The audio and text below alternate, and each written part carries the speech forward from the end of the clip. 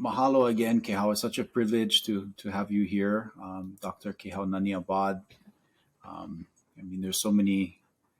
I deeply aloha and respect you and all the leadership you've done for our Lahui in uplifting cultural resource management and iwi kupuna, being the first Hawaiian archaeologist, PhD. Honestly, your dissertation to me was like one of the most amazing things I've read from a Kanaka scholar. 2 volumes deep into our mo'oku auhau and the sources really of mana and kapu. So we really wanted to talk with you about, your thoughts on our lineages and sort of kapu in our lives and the origins of kapu. But the first question is the easy one, owai oi, nohe mai oi, and just try to introduce ourselves to. Yeah, aloha no kako, aloha no hikamana. I am a keiki of Waianae. I grew up there and spent most of my childhood there, but my kulaiwi is from Kohala. I do all kinds of different things that really don't have a specific theme, but I would hope that what brings them together is a sense of aloha aina, trying to serve, and often, loving rocking the background and trying to help from the side flanks. Mahalo. Yeah, and so many powerful, pivotal things that you've been a part to advance around cultural resource management, kanai okana. Your work at OHA and engaging community. So I don't. I feel like you're a master at kind of helping our lahui to build this infrastructure. That yeah, mahalo. Yeah, and so many powerful, pivotal things that you've been a part to advance around cultural resource management, kanai okana. I feel like you're a master at kind of helping our lahui to build this infrastructure. That unless you're deep into the movement, you might not see. But I think so many things that we've been able to advance and move forward as a lahui, you've been a part in. Yeah, and so what is to you, what is kapu, and maybe can you share or describe a little bit of your relationships to kapu in your life and practice? That's such a huge question. When I saw that on the prep sheet, I'm like, holy, that's a big question. I think especially because we come from a society of orature, right, which is so beautiful. I'm so proud that is where we come from. It's not like there was here are the statutes of the kapu, and then these are kapu and these are kanawai and these are just mores that the society has adopted. It's not like that, right? So really, when I think about kapu, it's the entire underpinnings of how we see the order of what's pono and what should be, and how do we keep the flow of that maintained and enhanced and energized. And it's in those relationships and the flow of that and understanding sort of our place within that. I think framing it, in terms of our relationships with each other today and that sanctity, right? Like you're talking about, and how we treat and see each other and that reverence. I think that's an amazing way of bringing it, into today. And I think, sometimes if you hear kapu or you see kapu, there could be intimidation, in uncertainty in how it's relevant, for today. And maybe for some people it's not. But so it kind of leads into this next question. In today's context, is kapu ko'i ko'i? Like, does it have an important role to play in our lives today, personally and for the lahui? I think in many ways it's even more important today than ever. It's absolutely relevant when you think about kapu defining relationships between us as Kanaka and ensuring that the natural flows within our environment that ensure the highest degree of that mana of the elements of our environment. How do we make sure that we take care of that? We need bigger and stronger reminders of that. Simple things about, when are we supposed to be fishing for opelu and aku, right? For eons, during Kau, it was opelu. During ho'oilo, it was aku.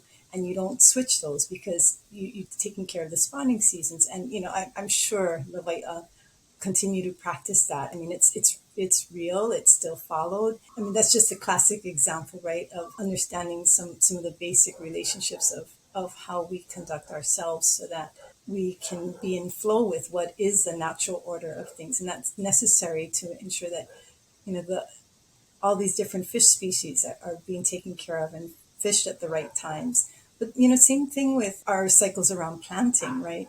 I remember seeing once a reference in Kamakau talks about how there was a couple placed on uala patches, right? That they're planted, all of the slips are planted, the pule are said to kane pua'a, and he offers this beautiful pule. So, and then he says, and then it was kapu for one or two malama.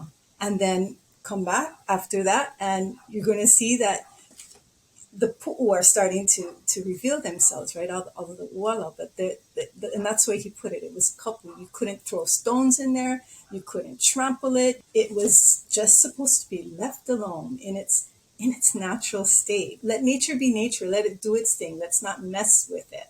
It has its own flow, and if we know our place, right, we just do the kanu and we malama it by not messing with it. It's going to do its thing. And so, we think about kapu in the sense of the highest degrees of kapu, the most stringently practiced kapu. But we don't remind ourselves that no, our kapu is everyday stuff too. Like, how do I handle this planting of uala? Just me as a plain old, makainana mahi'ai couple was just, regular. It was just like, this is how we behave. And again, thousands and thousands more examples, small levels of cultural ikena that we've developed in our own practice, right? Whether like for myself, it's my learning around hula, my learning around taking care of ivikupuna. And there's so many things, right, that we follow, that it's not because somebody authoritative in that circle, our kumu, is arbitrarily making these decisions about what is kapu and what is not. It's clearly rooted to a whole belief of what is going to make things best for everyone involved. And most importantly, like in the case of iwi kupuna, right, how do we make sure that these kupuna are best cared for? And so many couple around that we continue to follow and we passionately care about. And because it's equivalent to taking care of our tutus. They are as alive for us in their spirit and their mana as any tutu that I can puliki right here. And so the thought that people don't think about kapu as being part of us, I think is just because people don't think about kapu as defined in those sort of ways. The point is really just that kapu is so alive and well among us as a lahui, and it has never dissipated in those ways that people might imagine. It's alive and well. I think the governance structure, the loss of the aikapu and the things that were behind it, and you said like that highest level, that definitely changed. And maybe, I don't know, maybe now we're rebuilding different parts of it, and maybe there is this thing somehow that allows us to understand that it is still in practice in different ways, or to be able to talk about it again in different ways. I think when you bring in the concepts of kuleana to that whole notion of what has happened with some of our kapu and where we are really missing out on that whole set of kapu related to mukainana and ali'i, leader and follower, and higher level leader and higher level leader. I think so much of that has broken down, and I really wish that some of that was back in place, because I think so many times we see leaders who are given roles that are not related to kuleana, and in I think in the way that our kupuna would have seen it, it's through that kuleana that you're demonstrating and carrying, and the more that you can awamo, then there's that mana that comes with that, and that raises that person's ability to be seen in a higher and higher role, that then brings it more of that mana that affords that person a different kind of place within our lahui. And it seems like some of the Western systems have set up situations where people are able to assert a role without having earned that kuleana, or whether it's that expertise or years of experience, and it throws things into such, talk about kapu and mana and kuleana. It's when it's flowing in the right ways, it sets things up for order and cohesion and predictability and clarity and forward progress. But when all of that's a kilter, people who haven't earned that kuleana, earned that higher states of mana, are being thrust in front of us to lead, or are jumping in front of us to take positions within this context of Western society that has things like elections. It just doesn't work. It really doesn't work, and we see the chaos that comes of that, where we don't afford some of these leaders the respect that the title might afford, because they haven't earned that natural sense of reverence for that person. And some of those who would really revere and say, we'll follow you, we would love to follow you, are not oftentimes willing to put themselves in those contexts where there's not that natural order that should be there is not there, and the currency that should be flowing when there's that cohesion and reciprocation and symbiosis that builds the tight bonds. When you're thrown into a situation where that's not possible,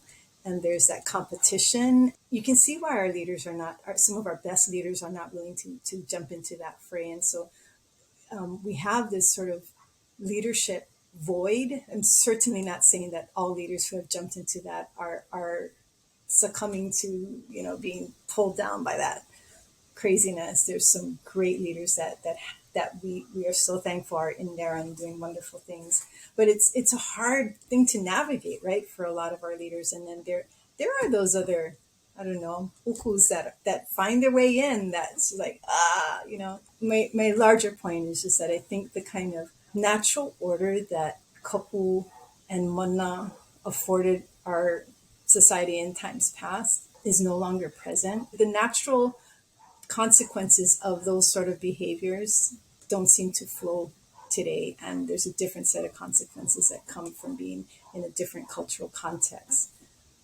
And it doesn't work out well for our lahui in many ways. It's such a difficult structural problem. We're in the midst of an occupation.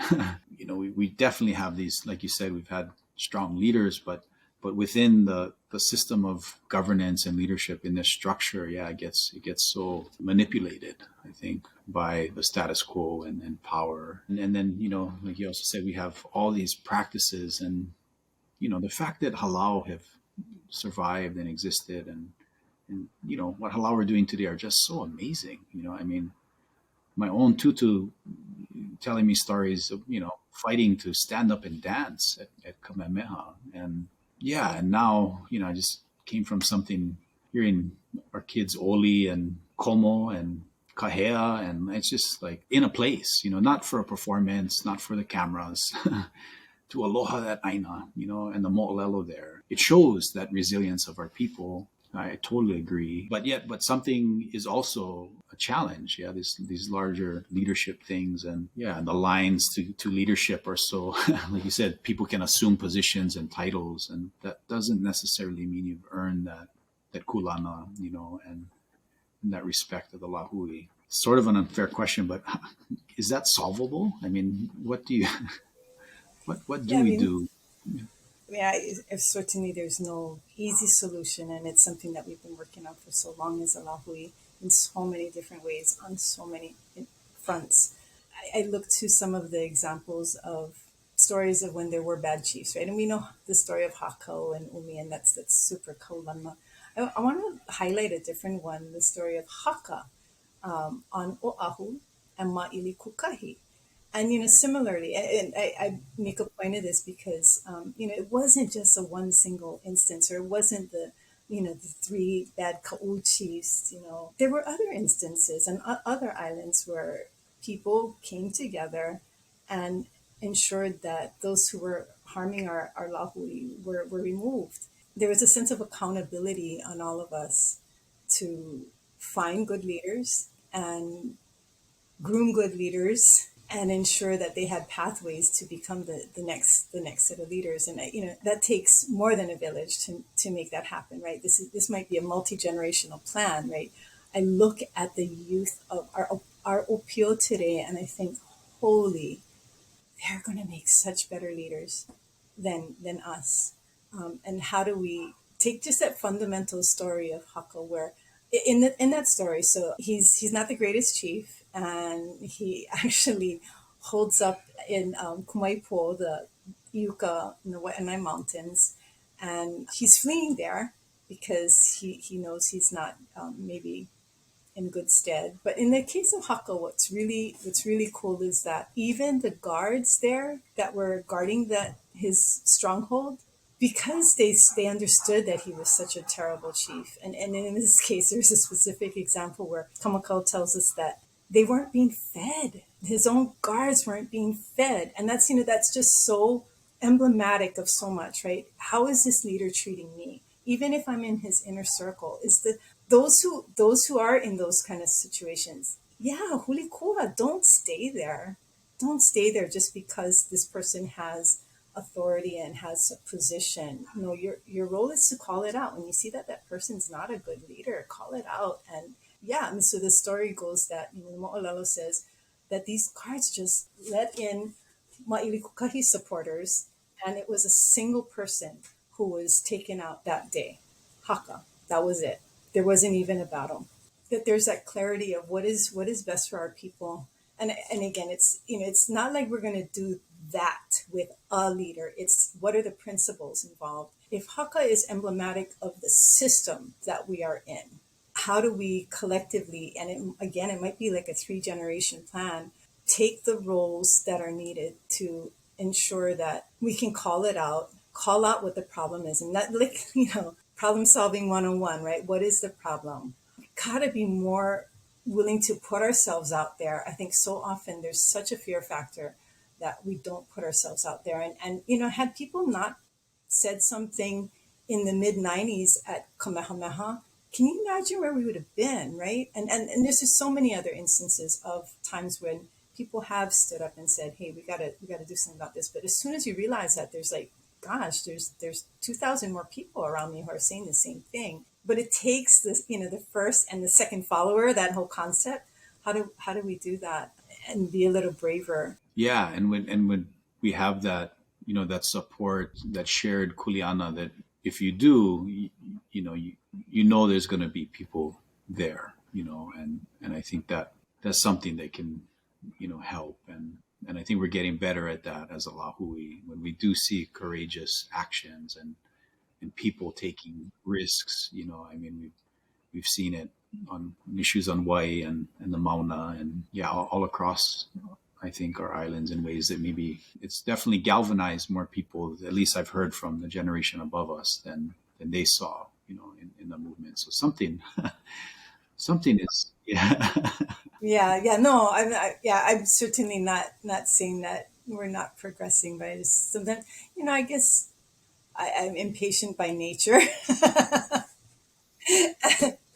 And it's like, oh man, I just wish we could go faster, farther. And it's so, like, I love what you were saying about it's that collective, right? That sense of we is so inherent in kapu and mana, that it's, I'm not doing any of this because of me. I mean, I might be, long ago I might have been prostrating because I don't want to be the one executed for not, but the whole system is about we. It's about a whole interconnected set of relationships that we're trying to keep in that optimal state. So that's another, to me, big concept of what couple is all about. It's that whole interconnected kupono order of things, and how do I make sure that I'm playing my role to maintain that, enhance that, so that that flow of mana is just super, super intense. And we're constantly getting to another level of nu'u. And that when there are these kind of instances where something got to be removed and changed, that gets addressed quickly, because the longer it festers, the longer it's there, the more this whole system gets thrown off. I completely agree. I'm, also, yes, deeply impatient. We make these strides, on these certain issues, just like you said. And I feel like sometimes we get to the cusp, and then it's like, oh, just a little more. Yeah.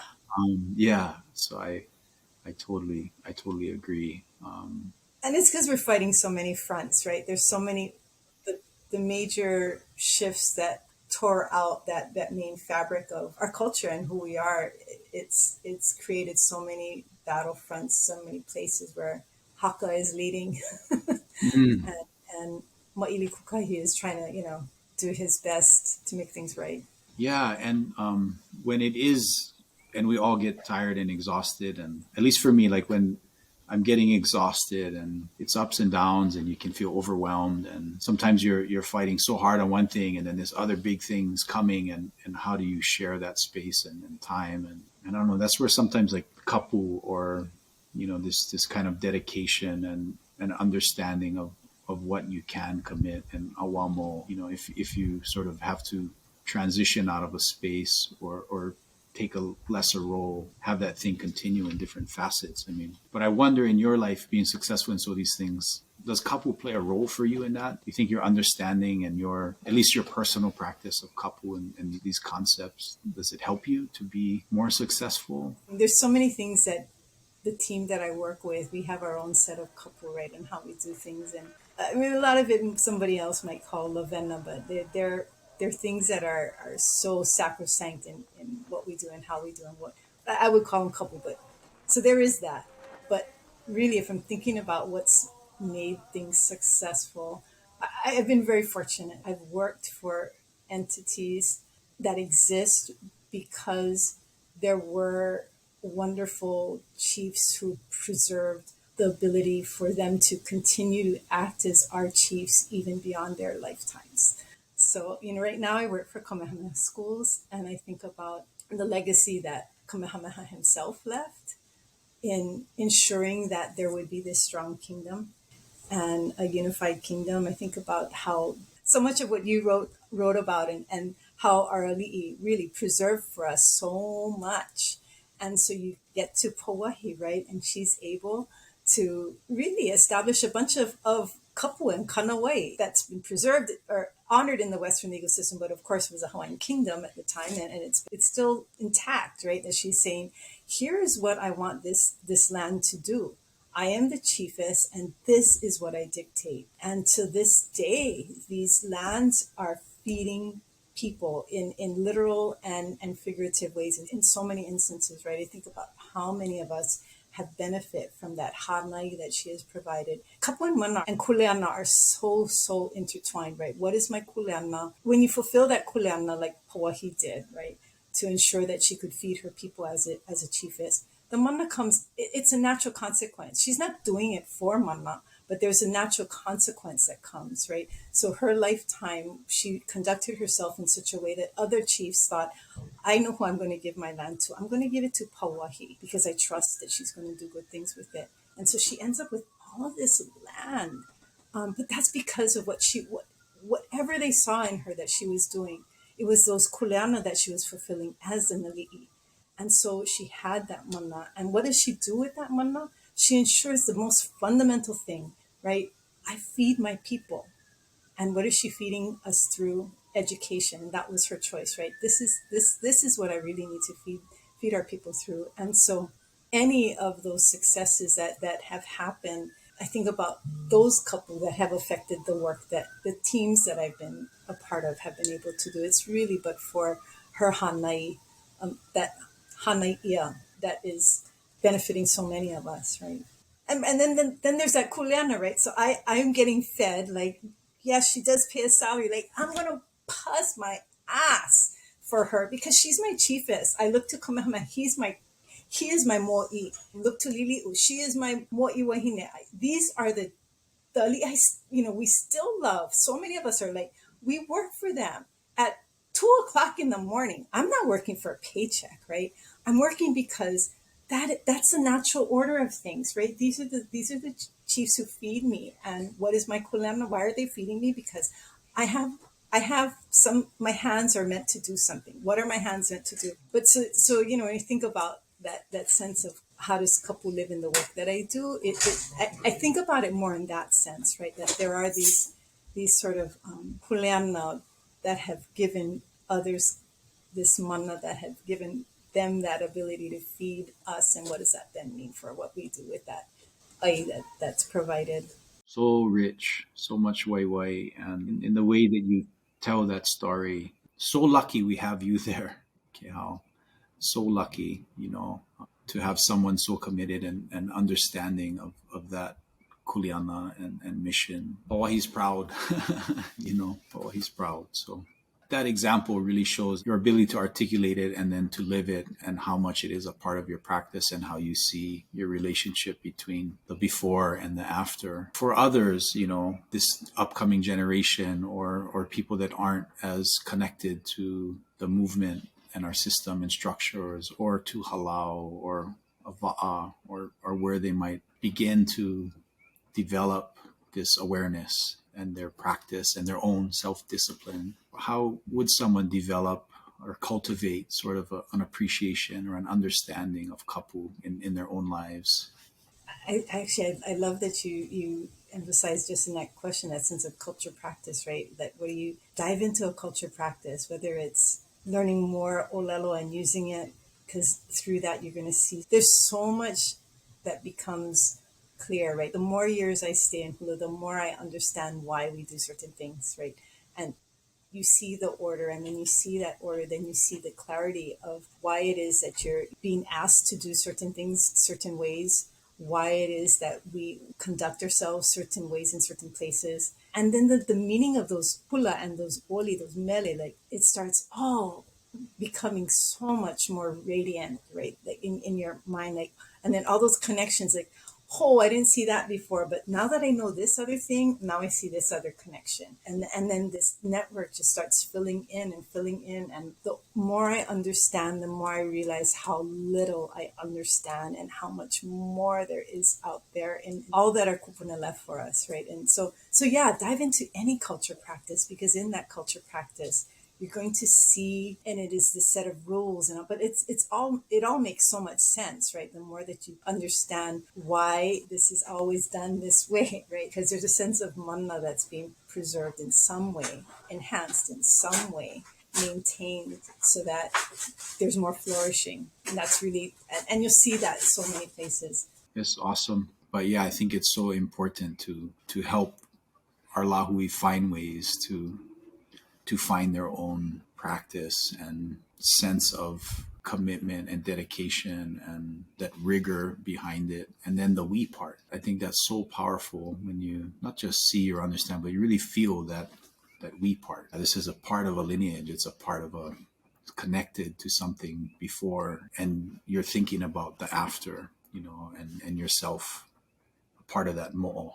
I think it's liberating, even in the midst of the structural oppression and injustice and everything that we face. Is like there's a real life and mana and agency, and part of that is just healing. I think just being able to know, like, this is my small thing, and I'm doing this right now, but this is what it's all about and connected to. And I think you've also transferred it into these really hard spaces around EV, kupuna, cultural resource management, these rigid Anglo systems and structures that they don't want to talk about kapu. They don't want to accept mana. I mean, and the first, PhD doctor, in archaeology as a Kanaka. I mean, just huge. How do you get people on, not that they're on their sides of the fence here or whatever, but from very different worldviews and backgrounds, that want to secularize things, and kapu is such a difficult thing, I think, for some people. Yeah. How have you been successful at getting them to understand mana and kapu in these other spaces? Those successes have been very limited, I would say, honestly. For the most part, I don't know if the system really does acknowledge that. I mean, I think where we've probably been most successful is in trying to push forward a basic recognition that from the discipline of archaeology, you're never going to be able to get into the kona ike of what really matters about wahikapu and wahikupuna, to us as a lahui. And really, because the discipline doesn't allow you those perspectives, the perspectives and the voice, the microphone, the authority has to go to the people who do have that sort of ikena. And there's some room within what is the legal system that we have to force that point, right? That, when you look at the significance of a site, there is that from a cultural perspective, right? It should be the top one on the list, but it's the bottom one on the list, right? Criterion E in our regulations for historic preservation in Hawaii. But that is the criterion that should be for all sites. So it's crazy, right? That an archaeologist who might have very little experience, just like got hired for the summer to go help with the survey, is out in the field and being able to say, oh yeah, no, this is a this and this is that. And maybe their supervisor is saying, oh yeah, okay, their field notes all look good, and they did the typical thing. And this site is important for information's sake, and it can be preserved by recording it on paper and taking photographs, making bags of the sediment, and now it's preserved. And why it was able to be mitigated like that is because that archaeologist decided it wasn't important, and it was just important for criterion D, but not for criterion E, because all we care about as Hawaiians are what they think are religious sites or what they think are burial sites, and everything else doesn't matter to us. It's nuts. So it's why why I went and even got that degree had to do with being able to create from within that discipline those sort of analyses. And so, like, the whole idea of what is kapu and what isn't kapu within that whole historic preservation system it really has to be from that Hawaiian sense of understanding that place and the Moʻolelo and the Moʻokuʻauhau of that place, because it's from that you can articulate what is kapu about it, what is its nature even, and then therefore the degree to which, like, kapu is always something that is most kapu in order to preserve its kapu needed to be mediated by space, right? So because I am not of that intensity of kapu, I need to back off. I can't be near it. Or for somebody who is that kapu, in order for them to now mediate out of that space into our space, there's usually like some kind of ceremonial something to make them more noa, so that they can mediate out of that space. But we can't even, because there's not that sense of honoring our mo'olelo and our understandings of these places, some places that are super kapu, right, that should have that huge buffer area around it, huge buffer area, and people should just not have any ability to get in there unless you have that, again, that level of kulana, that level of kulana connection to that place where, yeah, okay, that kahu, of course, right? That's why that kahu gets to go in that space. That's not how the system is typically set up. And we, it's so important for us to reclaim that role of being the legal kahu of how historic preservation, cultural resource management happens. And yeah, there's lots of wonderful people doing lots of wonderful work. I think about Kelly Ueoka and Kekuewa Kikiloi Ma, and their work is wonderful, and I'm super super thankful that they're leading the charge in those areas. But it's thank you for this time, Kehao, and yeah, I'm just really struck by how much kapu is. You can see it in your life and in your practice and in the way that you see your relationships to the structures around you and who you serve and why you serve and what you do. And thank you, mahalo so much for this. Mahali out way.